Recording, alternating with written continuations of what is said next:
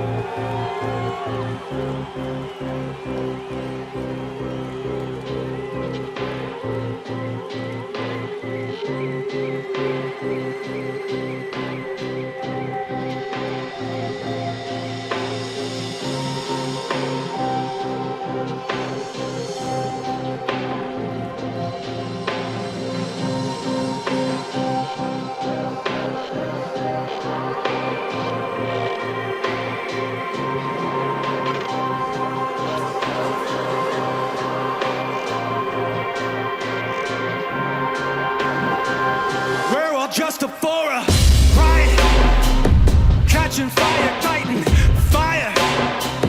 I can feel the pressure coming, and the world will push the button. It's all the same to me. We're going down, we're going down, we're going down. It's all the same to me. We're going down, we're going down, we're going down, we're going down.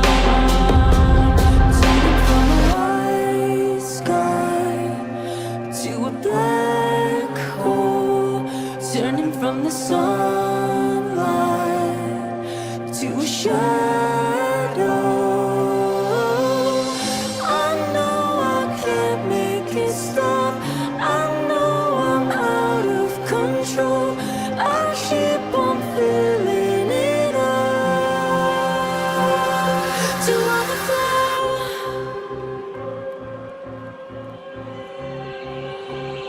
I don't think I've ever heard a Linkin Park song that sounds like that. They usually have the trance-inducing intros to bring you to their world, or like build a world around the song to let you know that this is a Linkin Park song. They have the same thing here, but it feels like there's some influence from Massive Attack. That's what crossed my mind as they progress. It's a different rhythm. It's a different type of signature from them in this one. They may have a lot of these, but I just haven't heard a song that sounds like that. It's almost hypnotizing. It feels like, at least in the construct of a live performance, it's a song that's meant to allow you to rest a bit from their usual frequency. They usually have a more intense frequency in most of the songs that I've heard, but this one feels vastly different. I really like Emily Armstrong's voice and the way it intertwines with Mike Shinoda's voice as they perform together. Really good vibe from both of them, and the rest of the band, of course, loving it so far. Yeah, I agree with what you said about Massive Attack. There's definitely something of that here. Faithless, Tricky, all that kind of music. Even a little bit maybe Portishead even in some spots. It is slower than a lot of their stuff, but it's also a lot darker. It's very, very introspective. And I think that they're trying to get that across because like I could tell by the aggression coming from Mike Shinoda when he started up, those fantastic lines. We're all dressed up for a riot, catching fire, catching fire. I can feel the pressure coming. End of the world, push the button. Just the way he kind of riffed that, it was like a rap, but also something intense to that. And Emily Armstrong the whole time was kind of holding on to the mic stand with her head down, which reminded me of something that actors do when they try to find a place from which to give out certain lines and to show feeling. It feels like she was really going deep. That's what it looked like to me. A level of intensity that this song has requires that, but also I think it's an intense song unlike a lot of their other other songs, which do maybe have some darkness to it, but this one feels somewhat heavier, even though it's slower. So I like that. It's very, very dark and interesting. I think we've expressed in the past that when we've listened to them, how much we like Emily Armstrong and her singing and her delivery and her presence and everything. In this one, she's fantastic, but I can't get the lines and the way Mike Shinoda delivered them out of my head. That was fantastic. They're in it together and not like a specific section to each. The song is equally projected from both of them simultaneously.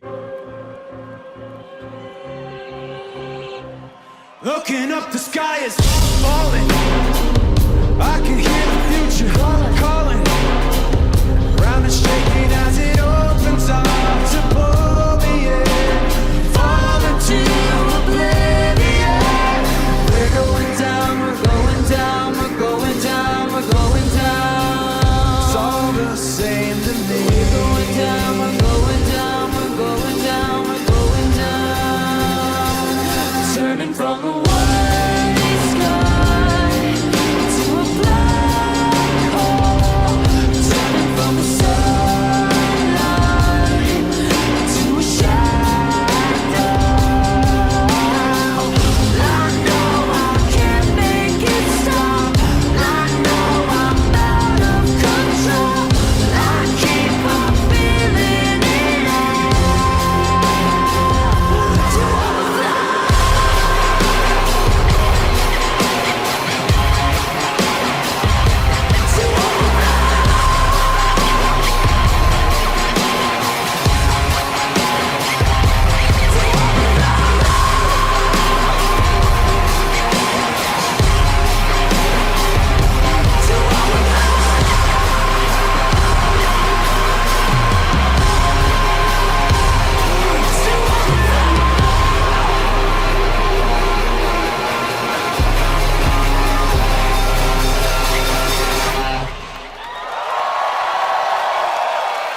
Awesome. Bravo.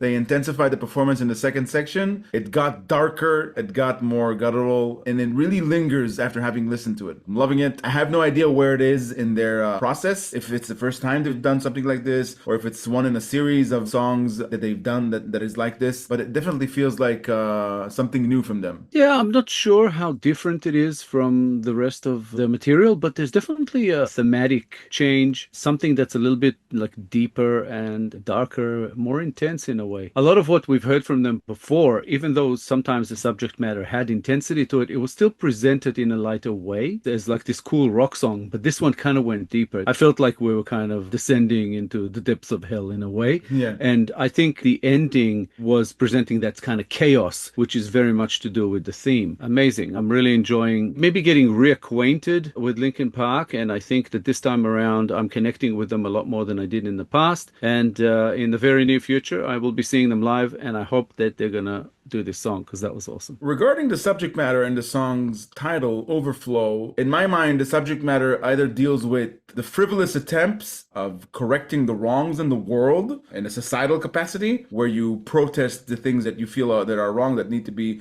corrected, but you suffer an overflow from the counter argument. As to say, when you try to chop the head off a hydra, then two more pop up. You can't stop the evil in the world, no matter how much you protest, no matter how much you fight for it. You can only dent it a bit.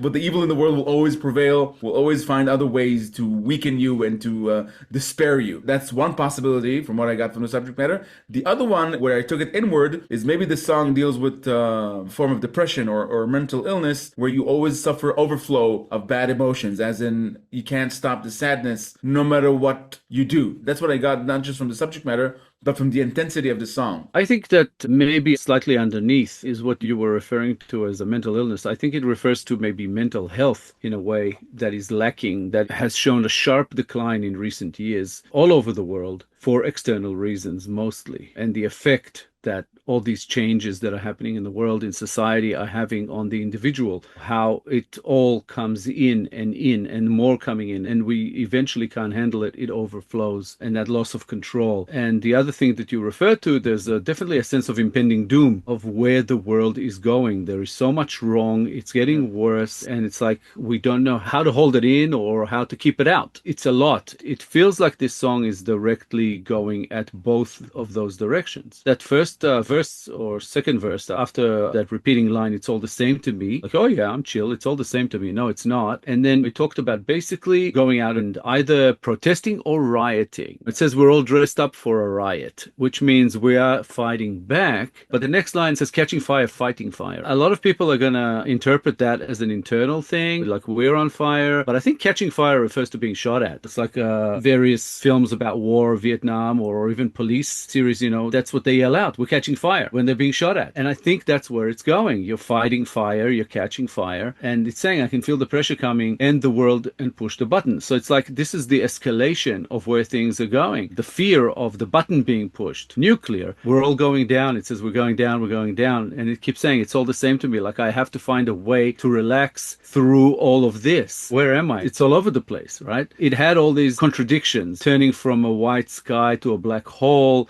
from sunlight to shadow, but I can't make it stop. It's going up, it's going down, it's all over the place, it's filling me up, I'm overflowing, I'm out of control, I can't take it. So it's basically saying that eventually people will be pushed too far, and either they will act out of desperation or insanity. So it's kind of where it took it. It didn't actually give it any kind of potential positive outcome. That's why it feels so dark, because the song just goes to a dark place and it stays there. It's not giving you any call for optimism here. And it's real, because this is what's happening in the world right now. The ground is shaking as it opens up to pull me in, fall into oblivion. That's really where the world is right now, where society is, where any type of culture we might have experienced. It seems like it's all going down. And this song, I think, expresses that, as well as this is on the more general societal level, but on the personal level, it's, I'm struggling to keep it together, I'm going insane. That's pretty much what it's saying, I think. Yeah. It also deliberately doesn't give you specific context. It describes the general state of the world, and I think, to what you said, eventually people will be pushed too far. I think people have been pushed too far for a long, long time, and that's where the overflow comes from. They've been pushed too far, and they're too consumed. You said fire as actually catching fire. I think it could mean both things at the same time, actually catching fire when they protest. That's not commonality, at least not in the West, but that's what it means. And being consumed by the darkness of it all. Being consumed as in being weakened, and to feel every time how frivolous their attempts are into correcting the wrong. In my mind, if you're pushed too far and you can't do anything about it, then that's the status quo. That's the way it's going to be. You will be governed. And the going down thing means that if we, as in the people who try to do good, are failing, then everything will go down. Everything will fail. If we stop fighting because we're so in despair, because we're consumed by this fire, then it's all going down. In that eternal struggle to correct the wrongs, there's an element in there that I couldn't get out of my head of selective empathy. Sometimes the narrative drives people to protest or to fight what they think is wrong, because wrong is a personal interpretation. What I might think is wrong is not what you might think is wrong. So when you sometimes try to correct the wrong, you have to deal with people on the other side of the aisle who think they're on the right side. That's a great way for governing entities and sinister intellectuals to sick the people against themselves, to keep us fighting, to keep us docile and dominated by